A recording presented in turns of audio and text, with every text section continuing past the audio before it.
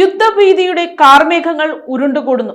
അമേരിക്കയുടെ പടുകൂറ്റൻ നാവികപ്പട ഇറാന്റെ തീരത്തേക്ക് അടുക്കുന്നുവെന്ന മുന്നറിയിപ്പിന് പിന്നാലെ ഇറാൻ പരമോന്നത നേതാവ് ആയത്തുള്ള അലി ഖമേനി സുരക്ഷിതമായ ഭൂഗർഭ ബങ്കറിലേക്ക് മാറിയതായി റിപ്പോർട്ട്. അമേരിക്കയും ഇറാനും തമ്മിലുള്ള വാക്പോര് യുദ്ധസമാനമായ സാഹചര്യത്തിലേക്ക് വഴിമാറുന്നതിന്റെ നടുക്കുന്ന വാർത്തകളാണ് പുറത്തുവരുന്നത്. ഏതു നിമിഷവും ഒരു ആക്രമണം ഉണ്ടായേക്കാവുന്ന ഭീതിയിൽ ഇറാന്റെ ആത്മീയ നേതാവ് ആയത്തുള്ള അലി ഖമേനി ടെഹ്റാനിലെ അതീവ സുരക്ഷയുള്ള ഭൂഗർഭ അറയിലേക്ക് താമസം മാറിയതായാണ് വിവരം.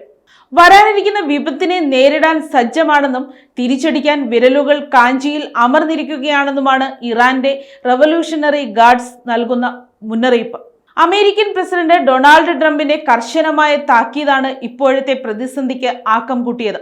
ഇറാന് നേരെ വമ്പനൊരു കപ്പൽപ്പട തന്നെ നീങ്ങുന്നുണ്ടെന്നും ആവശ്യമെങ്കിൽ അത് ഉപയോഗിക്കാൻ മടിക്കില്ലെന്നുമുള്ള ട്രംപിന്റെ പ്രസ്താവന ലോകരാജ്യങ്ങളെ മുൾമുനയിലാക്കിയിരിക്കുകയാണ്.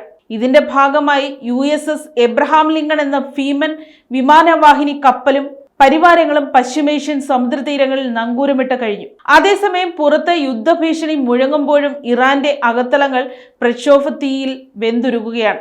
സാമ്പത്തിക തകർച്ചയ്ക്കും അടിച്ചമർത്തലുകൾക്കുമെതിരെ തെരുവിലിറങ്ങിയ ജനങ്ങൾക്ക് നേരെ ഭരണകൂടം നൽകിയ നരനായാട്ടിൽ 30,000-ലധികം പേർ കൊല്ലപ്പെട്ടതായാണ് പുറത്തുവരുന്ന ഞെട്ടിക്കുന്ന കണക്കുകൾ.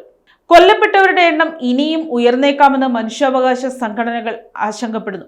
ഖമേനി ഒളിവിലേക്ക് മാറിയ സാഹചര്യത്തിൽ അദ്ദേഹത്തിന്റെ മകൻ മസൂദ് ഖമേനിയാണ് ഇപ്പോൾ ഭരണകാര്യങ്ങൾ നിയന്ത്രിക്കുന്നതെന്നും റിപ്പോർട്ടുകൾ സൂചിപ്പിക്കുന്നു. കാറ്റ് വിതയ്ക്കുന്നവർ കൊടുങ്കാറ്റ് കൊയ്യും എന്ന മുന്നറിയിപ്പുമായി ടെഹ്റാനിലെ ചുവരുകളിൽ പ്രത്യക്ഷപ്പെട്ട കൂറ്റൻ ചുവർ ചിത്രങ്ങൾ വരാനിരിക്കുന്ന വലിയൊരു സംഘർഷത്തിന്റെ നേർസാക്ഷ്യമായി മാറുകയാണ്. News desk, Kottarakkara media.